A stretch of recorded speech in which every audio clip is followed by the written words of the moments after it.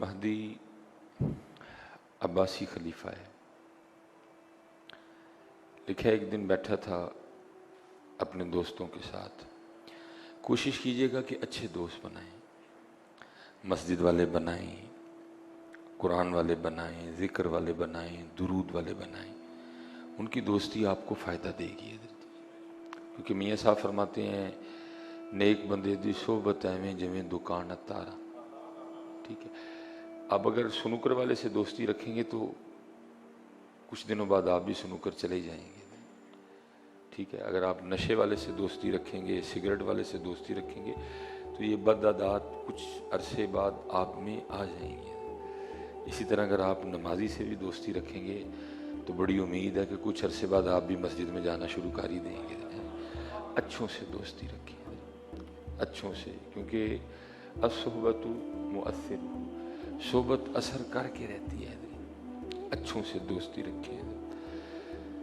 خلیفہ تھا، دوست تھے، بیٹھا تھا، بات یہ چل نکلی کہ مر تو جانا ہے، کچھ اس طرح کا کر کے جائیں کہ میرے مرنے کے بعد بھی میرے اس کام کی وجہ سے مجھے یاد رکھا جائے۔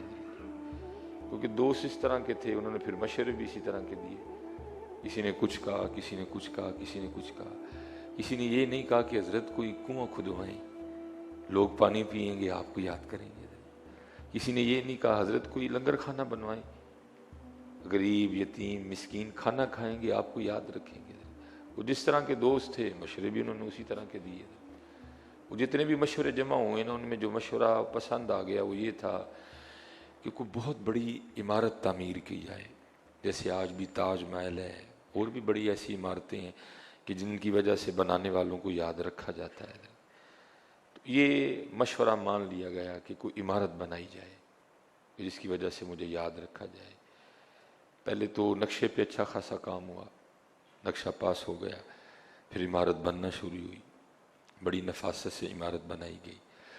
جب بن گئی نا تو اس کا جب افتتاح کرنے کا دن آیا تو پھر دوستوں نے مشورہ دیا کہ حضرت اس طرح کریں کہ اس عمارت کو نا ہر خاص و عام کے لیے کھولیں، بھئی سارے آ کے دیکھو، جو دشمن ہیں وہ جلیں گے، ان کو تکلیف ہوگی، ہمیں خوشی ہوگی، ٹھیک ہے، جو دوست ہیں وہ خوش ہوں گے۔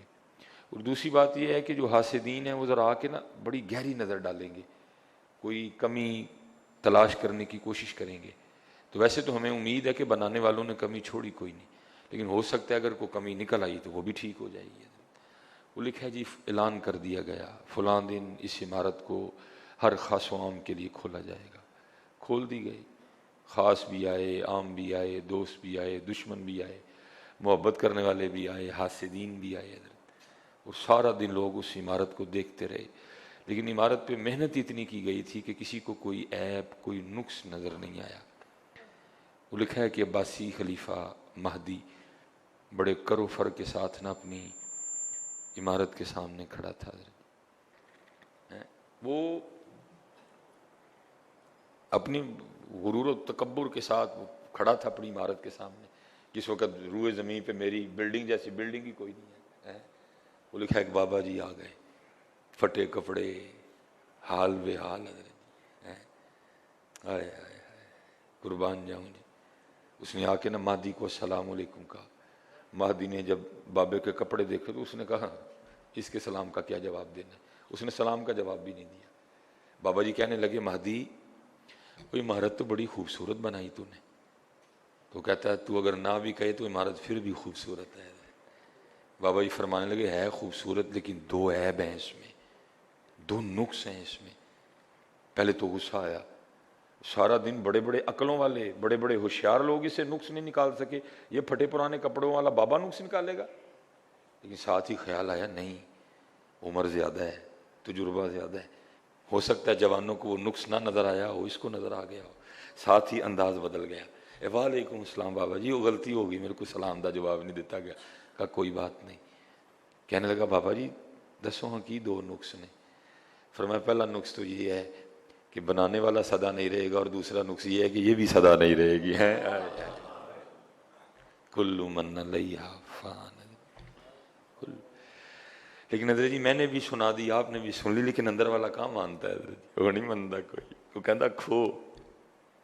اندر والا کہاں مانتا ہے حضرت جی, میں نے بھی سنا دی, آپ نے بھی سن کے آگے سے سبحان اللہ کہہ دیا.